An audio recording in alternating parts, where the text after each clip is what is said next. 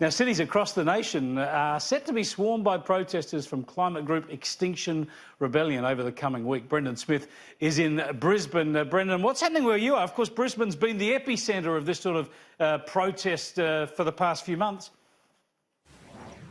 Yeah, it has indeed, Chris. Well, we've got a crowd of around 300 people gathering here at Musgrave Park at South Bank. They're about to march from here across to Queen's Park in the CBD. They are, of course, sticking with their message and are calling for a number of governments to declare a climate emergency and do more about climate change in action. This is part of an international week of rebellion through Extinction Rebellion. They say they will be causing more peak hour delays throughout the week, including closing down William Jolly Bridge here in Brisbane on Friday. There has also been fears that there could be potential drones used near the Brisbane airport to ground all domestic and international flights if a drone is flown within 5 kilometres of the airport. Labor leader Anthony Albanese has been in Brisbane today and he addressed those warnings. Here's what he had to say.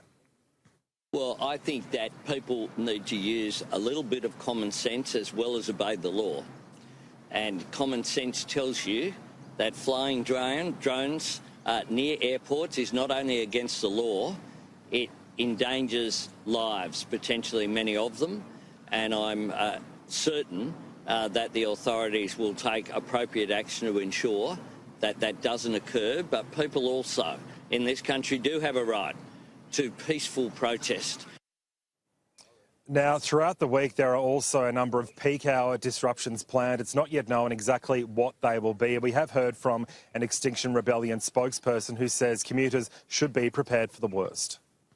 I would say to people who have, been inconvenienced by disruptions that, we are sorry for the individual inconveniences to people. It's definitely not our aim and our goal. Our goal is the economic disruption of big business and government who are, exploiting all of us and sacrificing our futures for short-term profits.